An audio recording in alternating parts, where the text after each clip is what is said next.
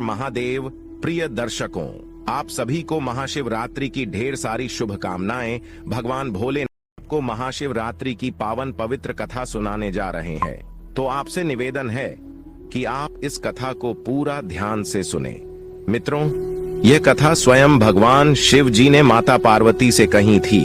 मित्रों, एक बार भगवान शिव माता पार्वती के साथ कैलाश में विराजमान थे।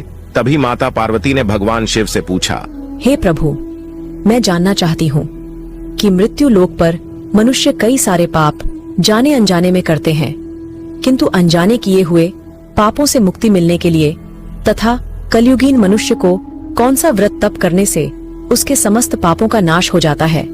हे प्रभु, कलयुग तो सबसे शापित युग है, इसलिए मनुष्य को मुक्ति के लिए क्या करना चाहिए? मित्रों, तब भगवान शिव कहते हैं, हे गौरी, आज आपने जो प्रश्न किए हैं वह समस्त मानव जाति के लिए अत्यंत महत्वपूर्ण है। आप सत्य कहती हैं कि कलयुग शापित है, किंतु कलयुग के मनुष्य को मुक्ति प्राप्त करने का केवल एक ही सरल मार्ग है, ईश्वर का नाम स्मरण। हे पार्वती, आज मैं आपके प्रश्नों के उत्तर में एक कथा सुनाता हूँ। जो भी मनुष्य इस कथा को सुनता है वह समस्त पापों से मुक्त होकर परम गति को प्राप्त होता है और उसे मोक्ष की प्राप्ति होती है। इस कथा का श्रवण महाशिवरात्रि के दिन करने से उस मनुष्य की हर मनोकामना पूर्ण होती है।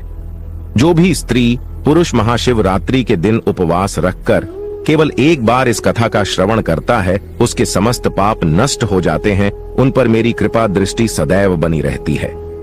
और जो शिव के शरण में आता है, स्वयं मृत्यु भी उसका कुछ भी अनिष्ट नहीं कर सकती है। हे गौरी, तुम इस कथा का प्रसार अवश्य करना, ताकि जो भी कुमार या कन्या इस कथा श्रवण करें उसे मन चाहे जीवन साथी की प्राप्ति हो। तब देवी पार्वती अत्यंत उत्साह के साथ कहती है, हे प्रभु, इस कथा को मैं पूरे हृदय के अंतर्मन से सुनूंगी और इसका प्रसार भी करूंगी। आपकी इस पावन कथा का श्रवण करना मेरा और समस्त मानव जाति का सौभाग्य है। कृपा करें और इस पवित्र शिवलीला कथा उसे सुनाई।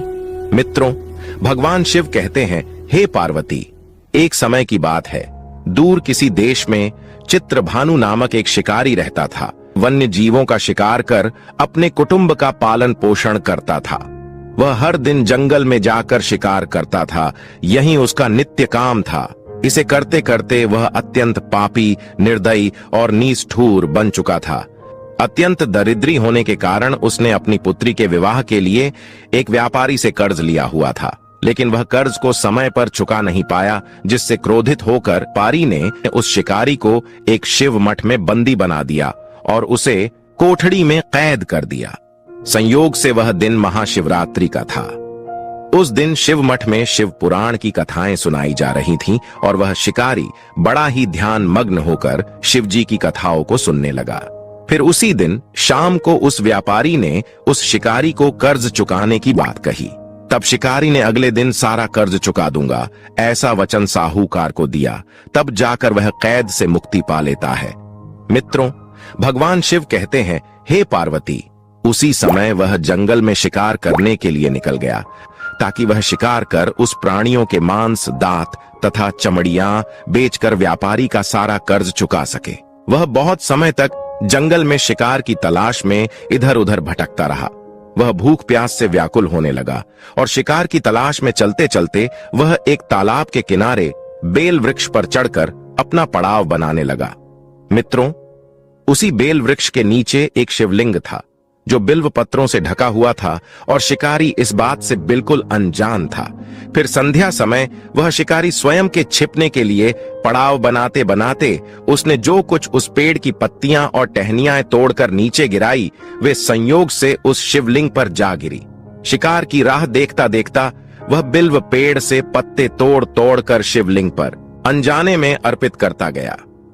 उसी दिन महाशिवरात्रि का दिन था और वह दिन भर भूखे प्यासे शिकारी का व्रत भी हो गया और शिवलिंग पर बेलपत्र भी चढ़ गए। इस तरह वह अनजाने में किए गए पुण्य का भागी बन गया और अभी रात्रि हो चुकी थी। मित्रों, भगवान शिव कहते हैं, हे देवी पार्वती, रात्रि का एक पहर व्यतीत होने पर एक गर्भिणी हिरनी तालाब पर पानी पीने आई। तभी शिकारी ने धनुष पर तीर चढ़ाकर निशाना साधते हुए धनुष की डोर खींची। तभी अचानक से वह हिरनी बोली, हे शिकारी, मुझे मत मारो, मैं गर्भिणी हूँ। अब मैं शीघ्र ही प्रसव करूंगी। तुम एक साथ 2 जीवों की हत्या करोगे, जो ठीक नहीं है। तुम्हें इसका महापाप लगेगा, जो निंदनीय कर्म है। मैं अपने बच्चे को जन्म देकर शीघ्र ही तुम्हारे पास वापस लौट आ जाऊंगी। तब तुम मुझे मारकर अपनी भूख को शांत करना। मित्रों, भगवान शिव कहते हैं, हे पार्वती, हिरनी की ऐसी विनय पूर्वक बातें सुन शिकारी का मन करुणा भाव से जाग गया और उसे हिरनी की बातें सच्ची लगी। तब उसने तुरंत प्रत्यंचा डीली कर दी और दूसरे ही क्षण वह हिरनी झाड़ियों में लुप्त हो गई। फिर कुछ समय के बाद एक और हिरनी उधर पानी पीने के लिए आती है। तब वह शिकारी बहुत खुश हुआ, अब तो शिकार मिल गया, यह सोच ही रहा था। हिरनी के समीप आने पर उसने धनुष पर बाण चढ़ाया। तब दूसरी हिरनी ने विनम्रता पूर्वक निवेदन किया, हे पारधी, मैं कुछ ही समय पहले ऋतु से निवृत्त हुई हूँ। मैं कामातुर विरहिणी हूँ और काम वासना के भाव से जाग उठी हूँ। मैं अपने पति की खोज में भटक रही हूँ। मैं शीघ्र ही अपने पति से मिलकर लौटकर वापस तुम्हारे पास आ जाऊंगी। मेरी तुमसे विनती है, तुम मेरा शिकार मत करो। मित्रों, भगवान शिव कहते हैं, हे देवी पार्वती। फिर उस शिकारी का मन उस हिरनी की बातों से विचलित हो गया और उसने उसे भी जाने दिया। 2 बार अपने शिकार को उसने स्वयं खो दिया था। अब उसका माथा ठनका और वह चिंता में पड़ गया कि अगर मैं शिकार नहीं करूंगा तो खुद ही भूख के कारण मर जाऊंगा। मित्रों, अब रात्रि का आखिरी पहर बीत रहा था। तभी एक हिरनी अपने 2 बच्चों के साथ उसी तालाब पर पानी पीने के लिए आती है। तभी वह शिकारी सोचता है, वाह क्या बात है, आज तो दावत होने वाली है। यह कैसा दुर्लभ सुवर्ण अवसर आया है। और फिर से उसने धनुष पर तीर चढ़ाया। वह तीर छोड़ने ही वाला था कि वह हिरनी बोली, हे शिकारी, मैं इन बच्चों को इनके पिता के हवाले कर लौट आऊंगी। कृपा करो और मुझ पर दया दिखाओ। आप इस समय मुझे मत मारो। इन्हें छोड़कर मैं स्वयं आपके पास वापस आ जाऊंगी। मैं इस संसार को साक्षी मानकर आपको वचन देती हूँ। फिर भगवान शिव कहते हैं, हे देवी पार्वती, हिरनी के ऐसे वचन सुन शिकारी खूब हंसा और बोला, सामने आए शिकार को छोड़ दूं? मैं ऐसा मूर्ख नहीं हूं।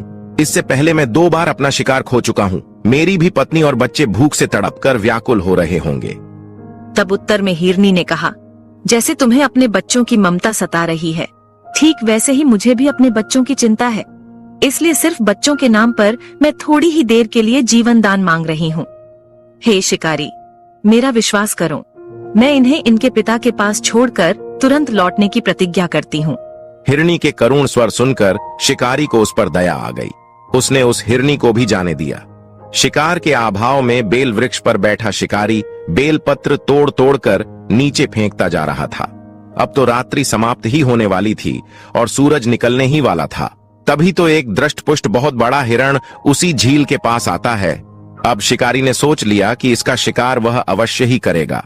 मित्रों, भगवान शिव कहते हैं, हे देवी पार्वती, किंतु जब उस शिकारी की तनी प्रत्यंचा देखकर हिरण अत्यंत भावुक स्वर में बोला, हे शिकारी भाई, यदि तुमने मुझसे पहले आने वाली 3 हिरणों को तथा छोटे छोटे बच्चों को मार डाला है, तो मुझे भी मारने में विलंब न करो, ताकि उनके वियोग में मुझे एक क्षण भी दुख न सहना पड़े।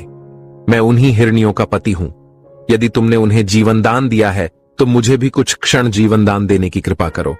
मैं उनसे मिलकर तुम्हारे सामने उपस्थित हो जाऊंगा। यह मेरा वचन है। हिरण की ऐसी बात सुनते ही शिकारी के सामने पूरी रात का घटना चक्र एकदम से घूमकर सामने दिखा तथा उसने वह सारी कथा उसी हिरण को सुना दी। तब उस हिरण ने कहा, हे शिकारी, मेरी 3 पत्नियां जिस प्रकार प्रतिज्ञाबद्ध होकर तथा तुम्हें वचन देकर गई हैं, मेरी मृत्यु से अपने धर्म का पालन नहीं कर पाएंगी। अतः जैसे तुमने उन्हें विश्वास पात्र मानकर छोड़ा है, वैसे ही मुझे भी जाने दो। मैं उन सब के साथ तुम्हारे सामने शीघ्र ही उपस्थित होता हूं। मैं भी इस संसार को साक्षी मानकर वचन देती हूं।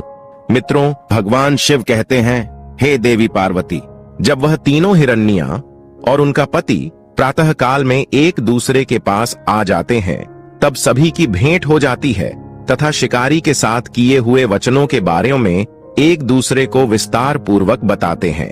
तब प्रत्येक हिरनी स्वयं को ही शिकारी के पास जाने की बात दूसरों से करती है और वह तीनों अपने परिवार को बचाने के लिए एक दूसरे को मनाने का प्रयास करती है।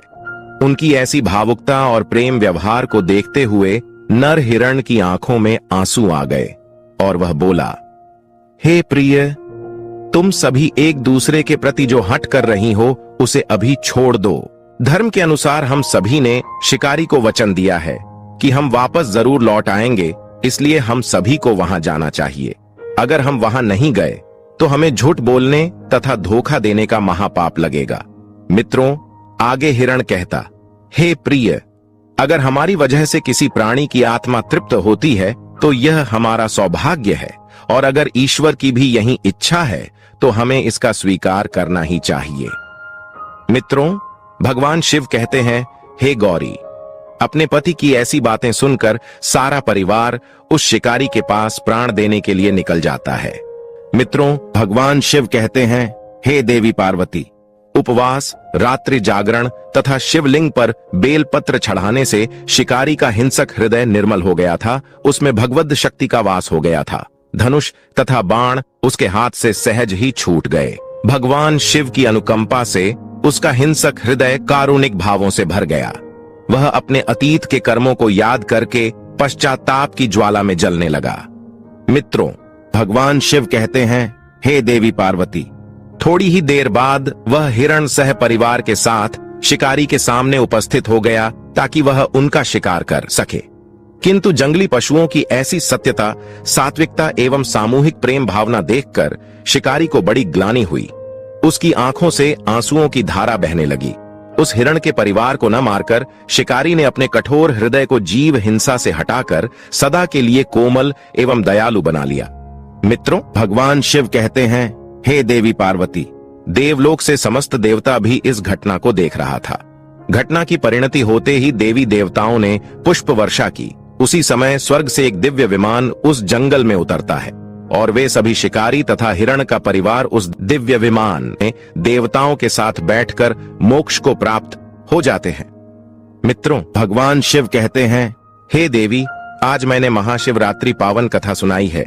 जो भी मनुष्य केवल निर्मल मन से मेरी आराधना करता है, चाहे फिर वह शिकारी भी क्यों ना हो, जो मेरे शरण में आता है, मैं उसे इस चराचर से मुक्ति दिलाता हूं। हे गौरी, जो भी मनुष्य इस महाशिवरात्रि के दिन इस कथा का श्रवण करता है, उपवास करता है तथा निर्मल मन से पूजा पाठ करता है, मेरी कृपा दृष्टि सदैव उसके साथ रहती है। हे देवी, जाने अनजाने में जो भी भक्त मेरी शरण में आता है, वह समस्त पापों से मुक्त होकर परम मोक्ष को प्राप्त हो जाता है। तो मित्रों, आशा करते हैं आपको यह कथा अवश्य ही पसंद आई। तो वीडियो को लाइक करें, परिवार के साथ शेयर करें और कमेंट में हर हर महादेव जरूर लिखें। साथ ही चैनल को सब्सक्राइब करें। आप सभी का धन्यवाद।